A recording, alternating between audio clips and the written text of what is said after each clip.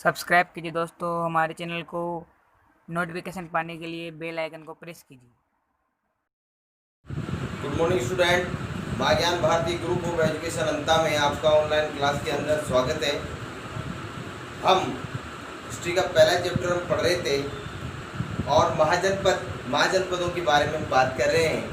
मैंने पिछले वीडियो में आपको बताया कि जो है बौद्ध ग्रंथ अंगुत्तर निकाय के अनुसार 16 महाजनपद हैं। उनके बारे में हमने आपको बताया किस महाजनपद की कौन सी राजधानी है। हमने पूर्ववर्ती वीडियो में जो है जांगल प्रदेश, जांगल और मत्स्य महाजनपद जो है हमने पढ़ा। आज हम बात कर रहे हैं सूरसेन जनपद। तो सूरसेन जनपद में देखो आधुनिक ब्रज क्षेत्र इस महाजनपद के अंदर आता है। आधुनिक ब्रज क्षेत्र कौन सा क्षेत्र? आधुनिक ब्रज क्षेत्र। ब्रज क्षेत्र जो है इस क्षेत्र के अंतर्गत आता है। इसमें और कौन कौन से आते हैं देखो आप। प्राचीन इसकी राजधानी क्या थी? मथुरा। ये भी याद रखना आप। इसकी राजधानी क्या थी? राजधानी देखिए आप, राजधानी थी इसकी सूरसेन जनपद की मथुरा। ये चीज याद रखिएगा। इसकी राजधानी क्या थी? मथुरा थी। यूनानी लेखक इस राज्य को सूरसेनोई कहते हैं। यूनानी लेखक इसकी राजधानी इसको क्या कहते हैं? इस राज्य को यूनानी लेखक क्या कहते हैं? यूनानी लेखक क्या कहते हैं?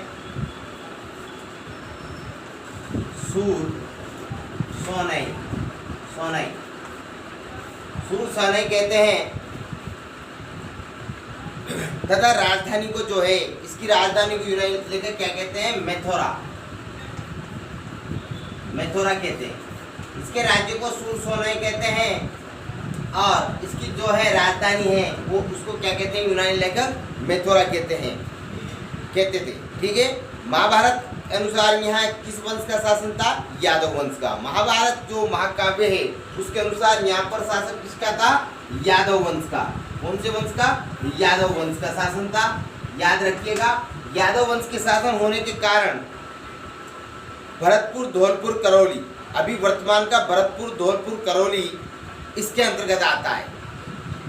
आपके राजस्थान के संदर्भ में अगर हम बात कर रहे हैं तो वर्तमान का जो है राजस्थान के परिप्रेक्ष्य में अगर हम देखते हैं तो भरतपुर, धौलपुर और करौली तीनों जिले इसके अंदर आते हैं। ठीक है।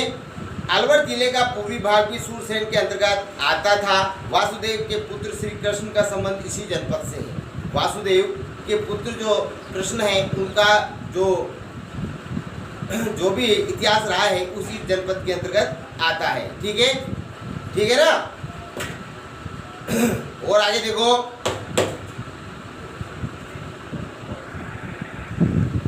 हाँ तो हम बात कर रहे हैं अब नेक्स्ट जो है महाजनपद की शिवी जनपद के बारे में। राजस्थान की परिप्रेक्ष्य में हम पढ़ रहे हैं तो शिवी जनपद की जो है राजधानी शिवपुर थी। ठीक है। इसके बाद इसमें दिया हुआ है कि राजा सुशील ने अन्य जातियों के जो 10 राजा थे उनसे युद्ध किया, मतलब 10 राज्य युद्ध। 10 राजाओं के साथ राजा सुशील ने जो है युद्ध किया, उसको 10 राज्य युद्ध के नाम से जानते हैं। ठीक है। और 10 राजाओं को किसने पराजित किया? सुशील ने। ठीक है। प्राचीन शिवपुर की पहचान वर्तमान पाकिस्तान के शोरकोट नामक से की जाती है। प्राचीन जो शिवपुर है ना, वर्तमान पाकिस्तान के शोरकोट से शिवपुर की पहचान किससे की जाती है? वर्तमान पाकिस्तान के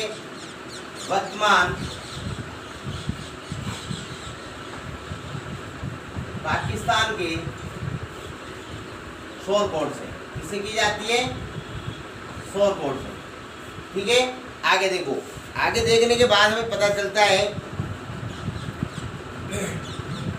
कालांतर में दक्षिणी पंजाब की सिवी जाति, ठीक है, दक्षिणी पंजाब की ये सिवी जाति राजस्थान के मेवाड़ क्षेत्र में निवास करने लगी।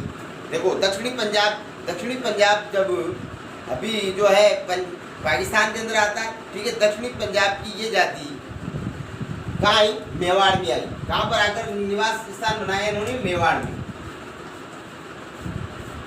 दक्षिणी पंजाब की प्रजाति थी। आगे देखो, चित्तौड़गढ़ के पास स्थित नगरी इस जनपद की राजधानी है। मैं आपको बताना चाहता हूँ चित्तौड़गढ़ के पास जो नगरी है, ठीक है, वह स्थान इस जनपद की जो है राजधानी रहा है। क्या रहा है? नगरी। इसकी राजधानी क्या रही है?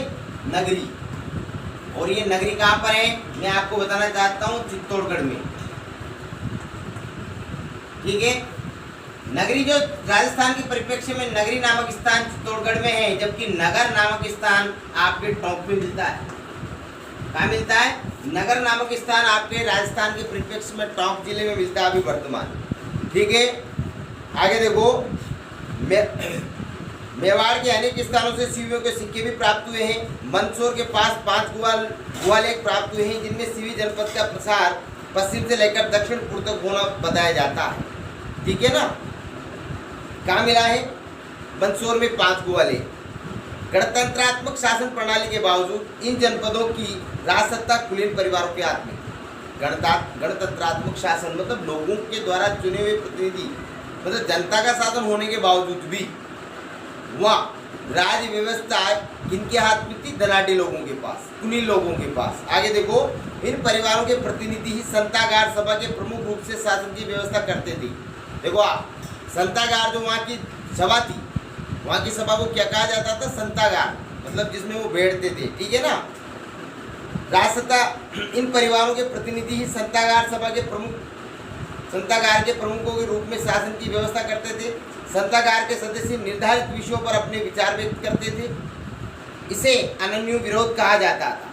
देखो, संतागार के सदस्यों के द्वारा मैं आपको बताना चाहता हूँ, जो वहाँ की मान लो उनकी संसद है, उसको संतागार कहा, और संतागार के जो सदस्य हैं, देखो आप,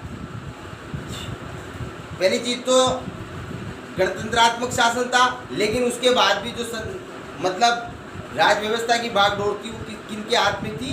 किनके हाथ में थी? वो कुलीन परिवारों के हाथ में। ठीक है, संतागार के प्रमुख के रूप में शासन की व्यवस्था करते थे। संतागार के सदस्य निर्धारित विषयों पर अपने विचार व्यक्त करते थे। जो संतागार के सदस्य थे वो अपने विचार व्यक्त करते थे। अनन्य विरोध, देखो बहुत बड़ा शब्द है। संतागार के जो प्रतिनिधि थे, जो सदस्य थे, जो अपने संतागार में बैठकर वो क्या करते थे? जनता के हित के लिए जो विचार व्यक्त करते थे, उसको कहा जाता है अनन्य विरोध कहा जाता है। ठीक है, जो विषय विवादग्रस्त होते थे उन पर मतदान कराया जाता था। पक्ष व विपक्ष में जब क्या हो जाता था? क्या हो जाता था? मतलब उनके मत में अंतर आ जाता था, तो मतदान की व्यवस्था वहाँ पर की जाती थी। ठीक है, मतदान में बहुरंगी शलाघाएं काम में ली जाती थी। संतागार जनपदों की सबसे बड़ी संस्था थी। संतागार क्या थी? जनपदों की सबसे बड़ी संस्था थी। ठीक है, मतलब सर्वोत्कृष्ट संस्था थी वहाँ की गणतंत्रात्मक शासन की। आगे देखो, राज्य की नीति के आधारभूत नियमों का निर्धारण इसी सभा में होता था। मतलब जितनी भी नीतिगत निर्णय लिए जाते थे वो संतागार के जो है इसमें लिए जाते थे, संतागार की सभा में, और उस पर संतागार में इकट्ठे होकर, ठीक है, वहाँ पर जो विचार विमर्श किए जाते थे उनको अनन्य क्या कहते हैं? अनन्य विरोध कहते हैं। ठीक है, राज्य की आधारभूत नियमों का निर्धारण इसी सभा में होता था। विशाल गणराज्यों में केंद्रीय संतागार के अलावा प्रांतीय संतागार भी होते थे, सब डिवीजन भी होता था। केंद्रीय संतागार की जगह प्रांतीय संतागार भी होता था। और कालांतर में गुटबाजियों में आपसी फूट के कारण इन गणराज्यों का क्या हुआ? फिर पतन हो गया। समकालीन राजतंत्रों की विस्तारवादी नीति न्यूनाधिक रूप में इनके पतन के लिए उत्तरदायी। अब हम पढ़ेंगे नेक्स्ट वीडियो, मतलब अभी कि मौर्य शासन पढ़ेंगे, शुंग वंश पढ़ेंगे, सातवाहन वंश, गुप्त वंश, वर्धन वंश, राष्ट्रकूट वंश, प्रतिहार, चोल, पल्लव एवं चालुक्य वंश पढ़ेंगे। तो आगे देखिए आप, ठीक है ना। आगे देखिए,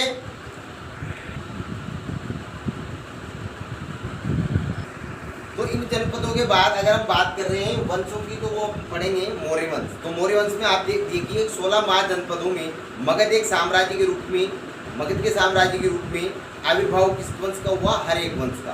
किस वंश का हुआ? हरेक वंश का। उस समय कालांतर में मगध में प्राय समस्त उत्तर भारत पर अपना क्या कर लिया था? आधिपत्य स्थापित कर लिया था। मतलब हरेक वंश ने क्या कर लिया था? अपना शासन स्थापित कर दिया था। अब बात करते हैं कि मौर्य वंश की स्थापना कैसी हुई। ईसा पूर्व 326 ईस्वी के लगभग मध्य मगध में राज सिंहासन पर नंद वंश का एक विलासी राजा था। उसका नाम था घनानंद। क्या नाम था उसका? घनानंद। उसका नाम था घनानंद। ठीक है, और फिर क्या हुआ? इस समय पश्चिमोत्तर भारत सिकंदर से आक्रांत था। पश्चिमोत्तर भारत, जो पश्चिम वाला भारत था, उस पर सिकंदर का जो आक्रमण हो रहा था। प्रजा अपने राजा के अत्याचारों से क्या थी, पीड़ित थी, दुखी थी। असह्य कर भार के कारण राजा ने वहाँ पर जो है अत्यधिक कर भार लागू कर दिए थे जनता पे। राज्य के लोग क्या थे, असंतुष्ट थे। इन परिस्थितियों में मगध को एक ऐसे व्यक्ति की आवश्यकता थी, मगध को एक ऐसे राजा की जरूरत थी, है ना, जो विदेशी आक्रमण से उत्पन्न संकट को दूर करें और एक सूत्र में बांधकर क्या करें, चक्रवर्ती सम्राट के आदर्श का चरितार्थ करें। शीघ्र ही भारत के राजनीतिक नवमंडल पर कौटिल्य का शिष्य, कौटिल्य किसको कहते हैं, चाणक्य को। कौटिल्य का दूसरा नाम क्या है, कौटिल्य का दूसरा नाम है चाणक्य। चाणक्य, ये इनके शिष्य, इनका जो शिष्य था उसका नाम था चंद्रगुप्त। क्या नाम था उसका, चंद्रगुप्त। चंद्रगुप्त प्रथम, चंद्रगुप्त मौर्य अपने गुरु। अब हम पढ़ेंगे चंद्रगुप्त मौर्य के बारे में। किसके बारे में पढ़ेंगे हम, चंद्रगुप्त मौर्य के बारे में।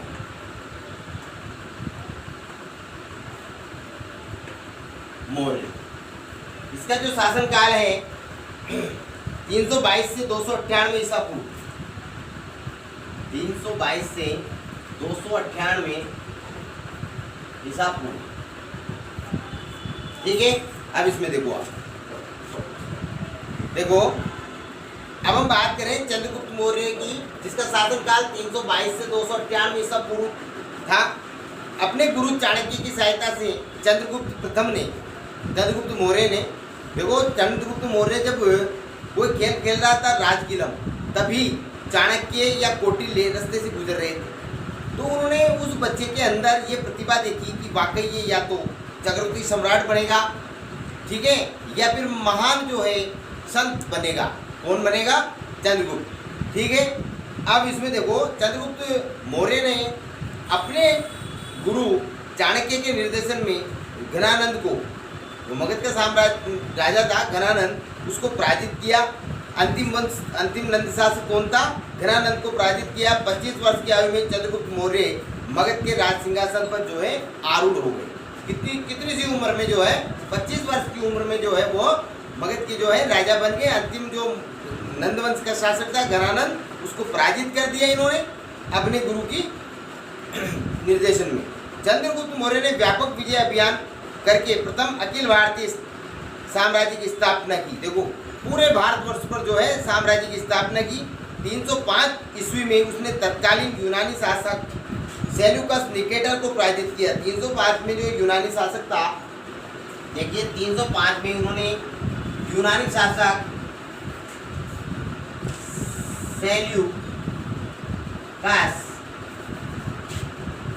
सेल्यूकस को क्या किया, पराजित किया, है ना। निकेटर की उपाधि भाई, सेल्यूकस निकेटर को इसने क्या किया, 305 में किसने, चंद्रगुप्त मौर्य ने पराजित किया। और इसके बाद एक संधि हुई, इसके बाद क्या हुई, एक संधि हुई। तो संधि हो जाने के बाद सेल्यूकस ने चंद्रगुप्त को 500 हाथी लेकर पूर्वी अफगानिस्तान, बलूचिस्तान और सिंधु नदी का पश्चिम का क्षेत्र दे दिया। देखो आप, सेल्यूकस निकेटर ने क्या किया, एक तो 500 हाथी दिए और क्या क्या दिया, चंद्रगुप्त मौर्य को पूर्वी अफगानिस्तान, बलूचिस्तान, सिंधु नदी के पश्चिम का क्षेत्र उसे दे दिया। किसको दे दिया, चंद्रगुप्त मौर्य को। सेल्यूकस ने अपनी पुत्री का विवाह भी चंद्रगुप्त से किया। देखो सेल्यूकस ने अपनी पुत्री का विवाह, अब पुत्री का नाम इसमें नहीं दिया हुआ आपकी किताब में, लेकिन पुत्री का नाम था हेलेना, ठीक है। सेल्यूकस निकेटर की पुत्री का नाम हेलेना था। उसका विवाह चंद्रगुप्त जो है उससे किया, चंद्रगुप्त से। देखो आप, सेल्यूकस ने अपनी पुत्री का विवाह भी चंद्रगुप्त से कर दिया। मैग्नीतीस को अपने राजदूत के रूप में दरबार में भेजा। सेल्यूकस निकेटर ने, ठीक है, अपने राजदूत के रूप में चंद्रगुप्त मौर्य के दरबार में भेजा, ठीक है। किसको भेजा, मैग्नीतीस को। किसको भेजा, सेल्यूकस ने किसको भेजा, मैग्नीतीस, ठीक है। इसने इंडिका नामक पुस्तक लिखी है, इंडिका नामक पुस्तक लिखी है, याद रखना। सेल्यूकस निकेटर का दरबारी जो है, ठीक था, इसने अपने राजदूत के रूप में चंद्रगुप्त मौर्य के दरबार में भेजा। और सेल्यूकस ने अपने ठीक है। आगे देखो, अपनी पुत्री का विवाह भी चंद्रगुप्त मौर्य के साथ करवा दिया, कि नाम उल्लेख नहीं है आपकी किताब में, लेकिन फिर भी मैंने बता दिया, उसका नाम हेलेना था। मेघनाद को अपने राजदूत के रूप में दरबार में भेजा। चंद्रगुप्त को विशाल साम्राज्य में काबुल, हेरात, कंधार, बलूचिस्तान, पंजाब, गंगा यमुना का मैदान, बिहार, बंगाल, गुजरात, विंध्य और कश्मीर के भूभाग सम्मिलित थे। तमिल ग्रंथ अहनानूर और मुनानूर में विदित होता है कि चंद्रगुप्त मौर्य ने दक्षिण भारत पर भी जो है आक्रमण किया था। ठीक है। वृद्धावस्था में उसे भद्रबाहु से जैन धर्म की शिक्षा ली। वृद्धावस्था में किसे ली? भद्रबाहु से।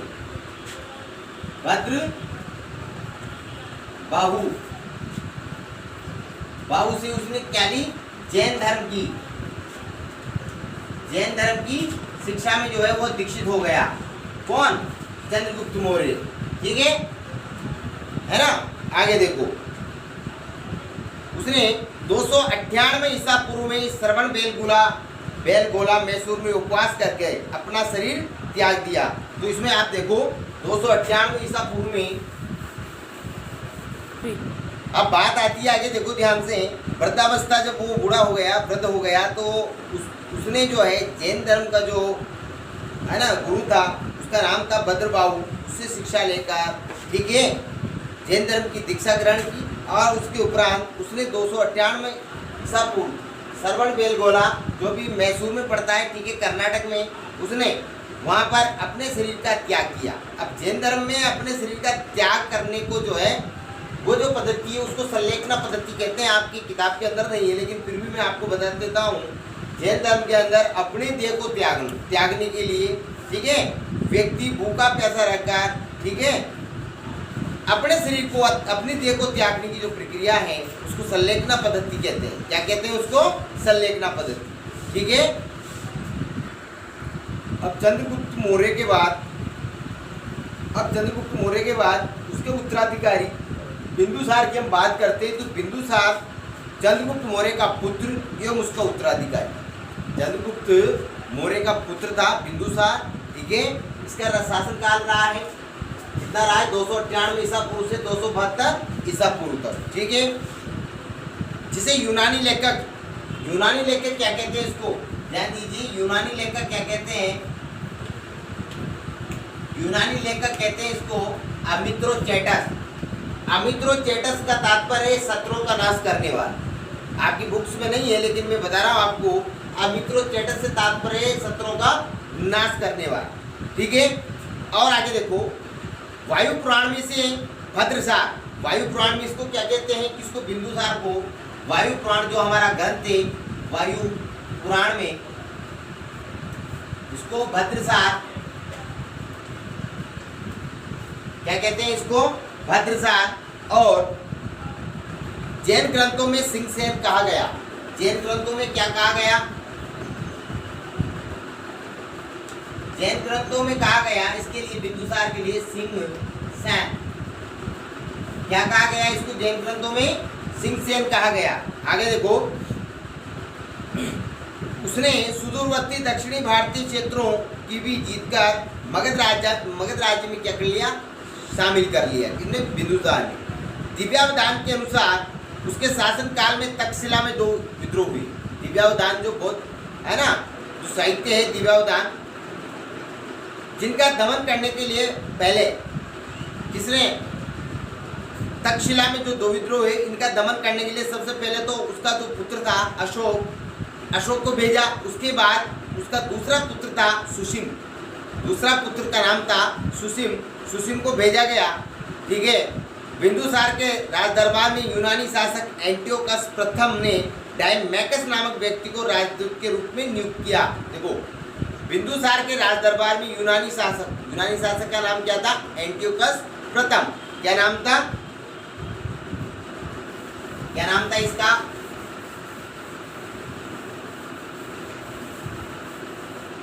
देखो,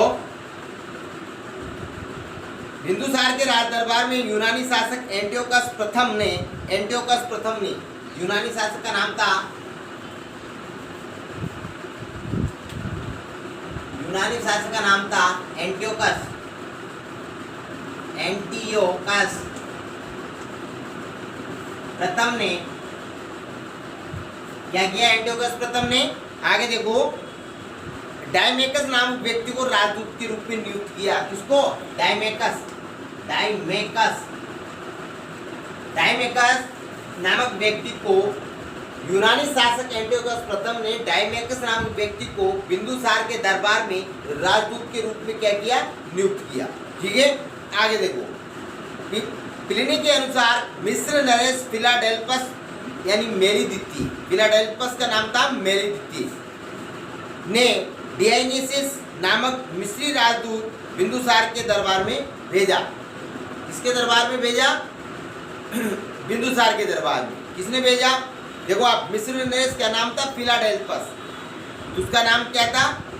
उपनाम क्या था? मेलिदिती। फिलाडेल्फस का नाम था मेलिदिती। फिलाडेल्फस, फिलाडेल्फस, इसका उपनाम था मेलिदिती। मेलिदिती, इसने क्या किया? फिलाडेल्फस ने मेलिदिती, इसका उपनाम था डियोनीसियस। डियोनीसियस नामक व्यक्ति को क्या किया? बिंदुसार के दरबार में भेजा। याद रखिएगा इस चीज को। और ठीक है,